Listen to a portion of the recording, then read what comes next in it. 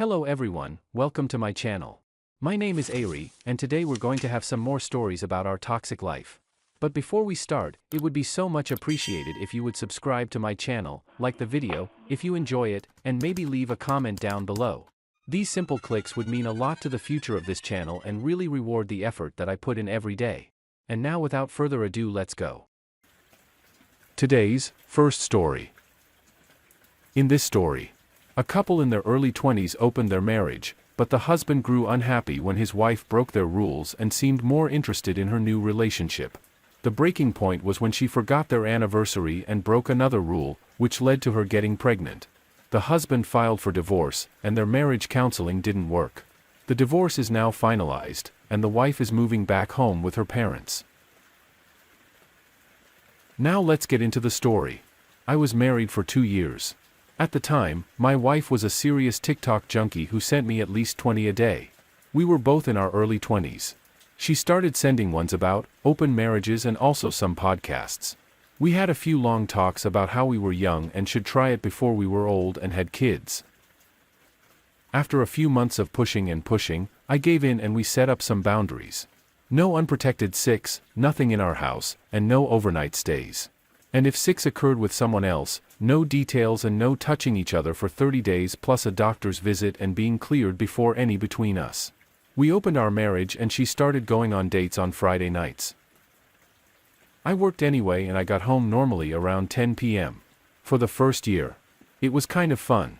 She went out on a date and by the time I got home, she was already home or getting home at the same time.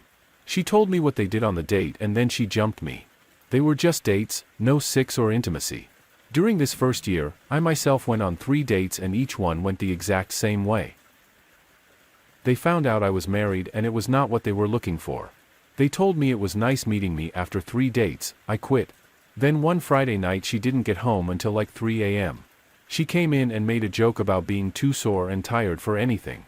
I saw some hickey marks on her chest and thighs, and I'm not going to lie, I was hurt and upset by this. On Monday or Tuesday, I don't remember. She tried to initiate with me and I reminded her of rule number 3. She gave me the "Are you serious?" 30 days in a doctor's visit. I said yes, deadly serious. This became a pattern for us. She went out with her bad boy on Friday nights, had her fun, then spent the rest of the week trying to get me to change rule number 3. To me, it felt like she had put me on a shelf. I started avoiding her, working more, and being out of the house more, even if I was just out walking. I started becoming a lot more physically active and lost some weight.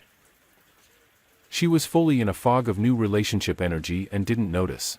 And thought I was out doing my own thing. 5 months of being on a shelf. I was not seeing a reason to remain in the marriage. I was selling my happiness so that she could be happy and I was running out of things to sell. Up to that point, she had not broken any boundaries.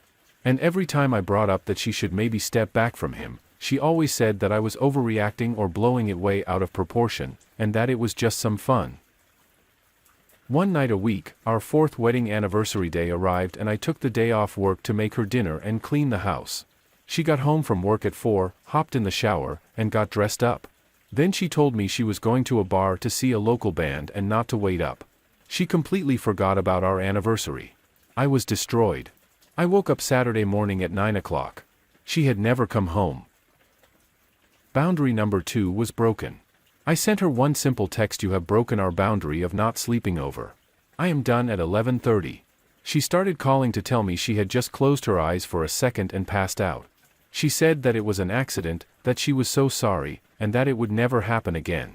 My unwillingness to even talk about it caused her to wake up out of her fog a bit. She ended up coming to my work just before we opened and made a scene in front of the whole staff and the owners. I was finally able to calm her down enough and she left. I promised that on Sunday we could discuss it. I got home from work Saturday night and she once again tried to have sex with me. And I again reminded her of rule number 3. She then told me that she would no longer be seeing him and want close the marriage and work on reconnecting with me.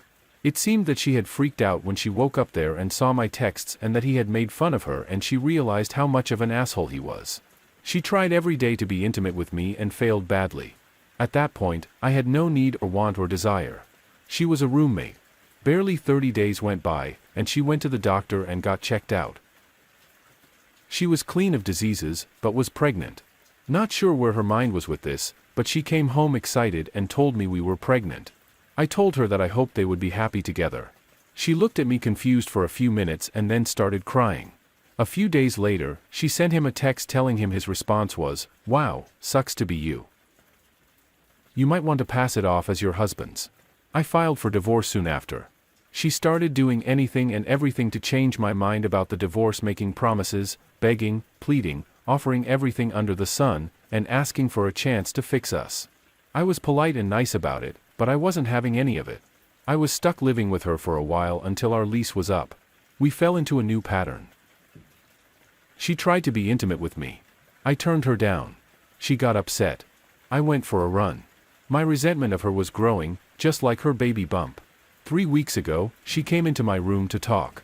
She brought home pizza for dinner and started talking about how with being pregnant, she was super horny all the time. And she tried yet again to have sex with me. I, at that point, was running out of politeness. I told her, "Sorry, I'm not into fat chicks. Maybe hit Tinder. I'm sure someone on there would be down for it." She left my room crying also. We had our first divorce hearing, and the judge slapped 6 weeks of marriage counseling on us. Court ordered we went to 2 sessions. Kind of a meet and greet thing, talking to us separately to get our stories. I guess I just wanted it to be over so we could move on with our lives. Last Sunday was my birthday. On the Friday before it, she asked me to spend my birthday with her to celebrate it. I declined her invitation. She kept pushing the subject, and I snapped. I told her that I didn't want to waste special occasions on her anymore. The last one was our 4th anniversary, in which she went out to get knocked up by some pothead loser. I left her crying in the kitchen, headed to work, and told her I would see her on Monday for our court-ordered waste of time. Monday morning, I was at marriage counseling. She never showed. I called her nothing. I called her friends, nothing. I called her parents and I found out she got arrested Sunday morning for DUI and reckless endangerment and that they were on the way. I offered our house for them to stay at. I had a couch at a friend's house. My lawyer went to the judge and expedited things. My divorce finalized this past Friday. Yesterday I helped them pack some of her stuff, and today I'm going to help them load a U-Haul they rented. She gets released tomorrow and they're taking her back home with them. She wants to see me, but I feel that will just be worse for the both of us. We both need to move on.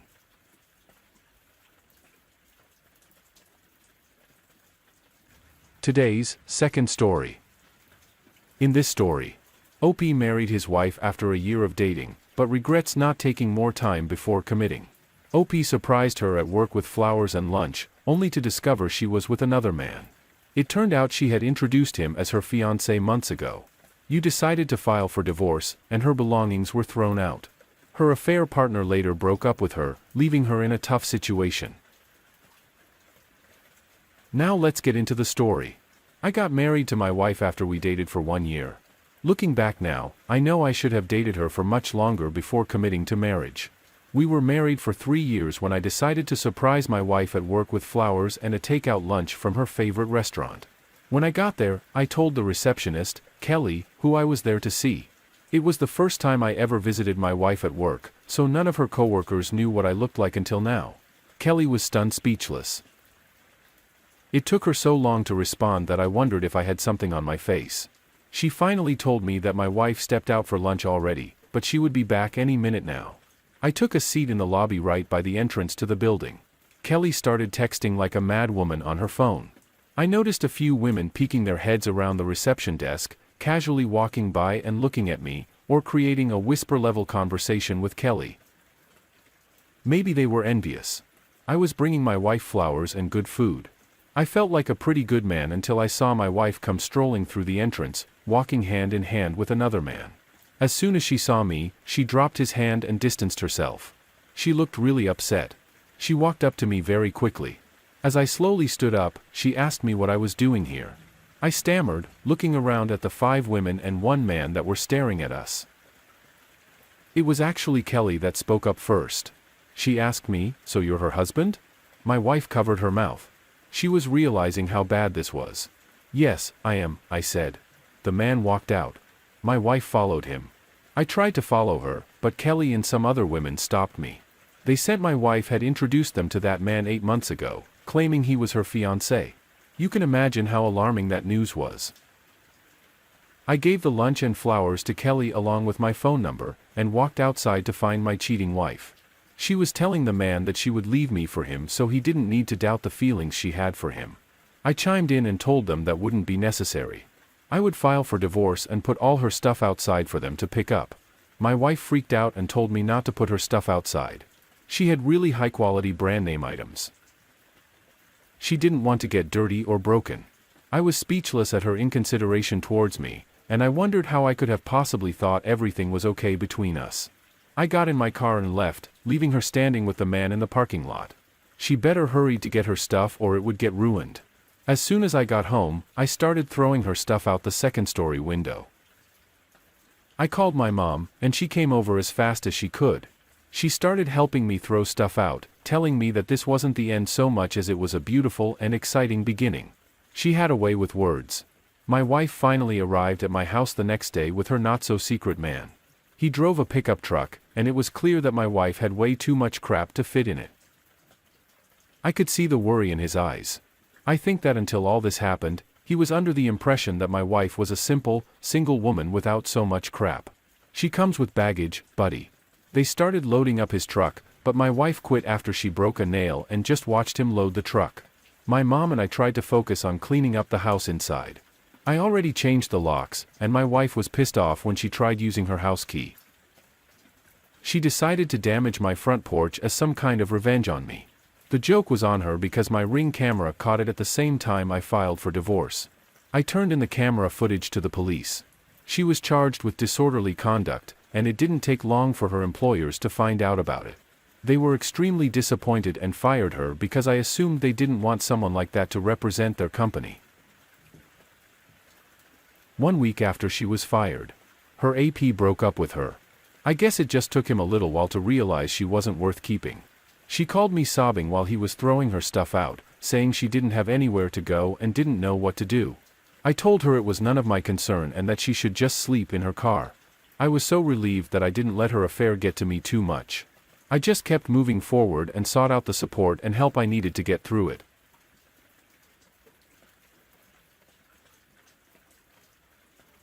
Today's third story. In this story, a 42-year-old male was in a serious relationship with his girlfriend, age 40, and they had plans to move in together. However, while visiting her in the hospital for a medical emergency, he discovered explicit messages and images on her phone that indicated infidelity with multiple people, including a close male friend. The relationship ended, and he is struggling with feelings of betrayal and hurt. They've blocked their ex on social media and contacted the friend's wife with evidence of the affair. Now let's get into the story. Right now it feels like my whole world is collapsing around me. I never thought I would find myself in this situation, but here I am. I'm 42, male, have been dating my girlfriend, 40 female, for about a year and a half. In that time, we've had some rocky moments, but we've always managed to talk them out and come out stronger. Communication was always key, and I was led to believe that things were fine prior to the whole pandemic. We had made plans to finally move in together, and I was just waiting for my next paycheck to come so I could finally put a deposit down on a place where the two of us could make a new home. This past Saturday, I went to visit her to make sure she was doing okay. She recently lost her job and to make sure that she was stocked up on groceries for the next few weeks because I didn't know when we would see each other again. Well, I didn't expect the day to turn out the way it did.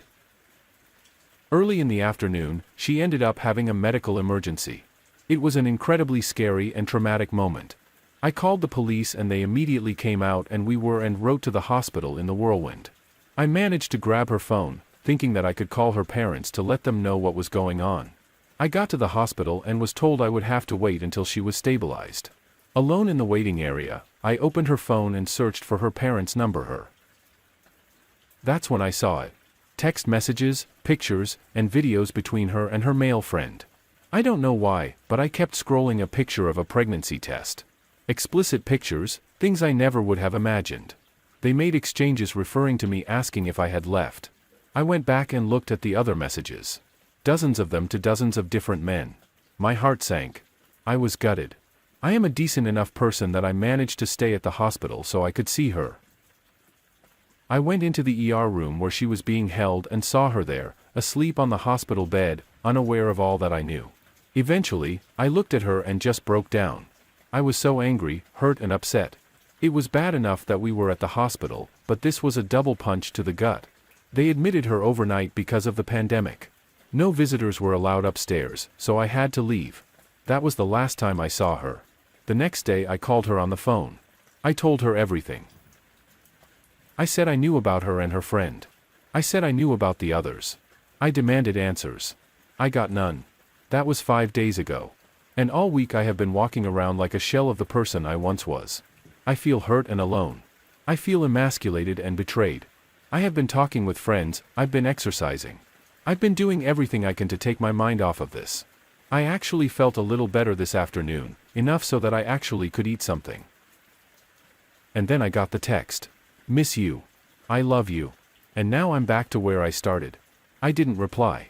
I don't know where to go from here.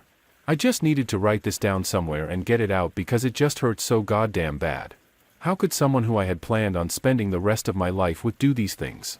I keep looking back for signs, but I don't see any. Man, she got me good. I guess if there is any silver lining to this, it is that I found out about this now instead of after we moved in together. I just want the pain to stop.